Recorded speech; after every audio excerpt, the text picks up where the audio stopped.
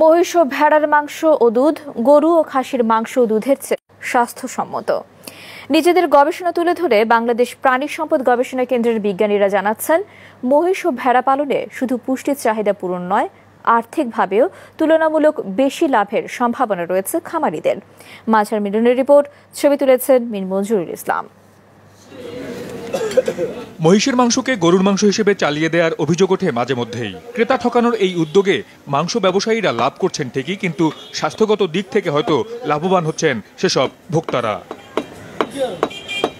এমন তথ্যই দিচ্ছেন প্রাণী সম্পদ গবেষণা প্রতিষ্ঠান BLRI এর বিজ্ঞানীরা। তারা দেখাচ্ছেন, প্রত্যেক 100 গ্রাম মহিষের মাংসে ক্ষতিকর চর্বি ও কোলেস্টেরলের পরিমাণ গরুর মাংসের তুলনায় অনেক কম।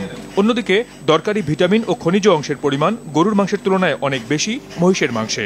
যেহেতু ফ্যাট পার্সেন্ট কম, কোলেস্টেরলও কিন্তু এটাতে অনেক কম, কাজেই এই মাংসটি কিন্তু খাওয়া অনেক নিরাপদ কম্পেয়ার টু আপনার গরু ছাগল। এই কারণেই আমরা মনে করছি মানুষ নিশ্চিন্তে আপনার মহিষের মাংস খেতে পারে। শুধু মাংস না, একই গুণাবলী সমৃদ্ধ কিন্তু মহিষের দুধও। এই বিজ্ঞানী বলছেন, মহিষের দুধের পুষ্টিমানও গরুর তুলনায় অনেক বেশি।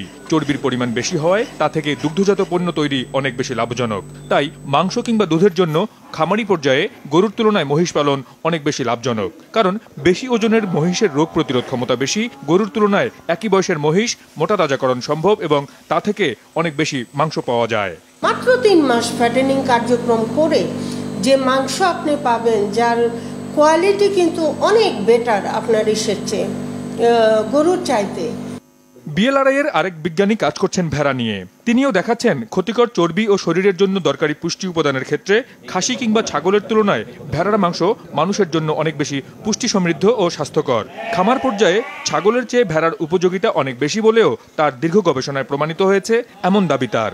একটা ভেড়া সাধারণত 1 থেকে 1.5 বছর হয় 15 থেকে 25 কেজি, আর আমাদের বিজ্ঞানীরা এখানে গবেষণা করে দেখতেছি যে এটা 6 থেকে 9 মাসে আমরা 15 থেকে 25 কেজি পর্যন্ত আমরা পেয়েছি। আমরা চাচ্ছি যে এই টেকনোলজিগুলো আমরা খামারিদেরকে আমরা দিচ্ছি, যেহেতু এর মৃত্যুর অনেক কম।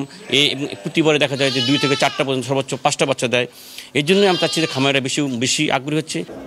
গরু ও খাসির মাংসের তুলনায় মহিষ ও ভেড়ার মাংসও স্বাদের দিক থেকে কম জনপ্রিয়, এমন ধারণা মানতে নারাজ BLRI এর বিজ্ঞানীরা। তাই স্বাদ গন্ধ পরীক্ষা করতে সম্প্রতি রাজধানীতে নিরপেক্ষ প্যানেল টেস্টের আয়োজন করেন তারা। একই পদ্ধতিতে রান্না করা গরু, মহিষ ও ভেড়ার মাংসের স্বাদ পরীক্ষা করেন বিভিন্ন শ্রেণী পেশার মানুষ। স্বাদে অতুলনীয়, রসালতা আছে, ঘ্রাণটা আমাদের গ্রাম বাংলায় যে প্রচলন আছে মহিষ গন্ধ, এই ধরনের কোনো ঘ্রাণ নাই। মাটনের চাইতে ল্যাম্পটা সত্যি ভালো, এবং এটা জনসচেতনতা থাকলে এটা আরো ভালো জনপ্রিয়তা পাবে ইনশাআল্লাহ। বিজ্ঞানীরা বলছেন, শরীরের জন্য প্রাণীজ আমিষ অত্যন্ত গুরুত্বপূর্ণ, কিন্তু গরু ও খাসির লাল মাংসে ক্ষতিকর সেসব উপাদানের কথা ভেবে ভোক্তারা যখন শঙ্কিত, তখন মহিষ ও ভেড়ার মাংস খাওয়ার ক্ষেত্রে সেসব দুশ্চিন্তা খানিকটা হলেও কম হবে। বর্তমানে মাংসের বাজার 39% গরু, 5% খাসি ও 1% করে ভেড়া ও মহিষের মাংসের দখলে। বাকিটা আসে পোল্ট্রি খাত থেকে। মাঝহার মিলন, মাছরাঙ্গা সংবাদ, ঢাকা।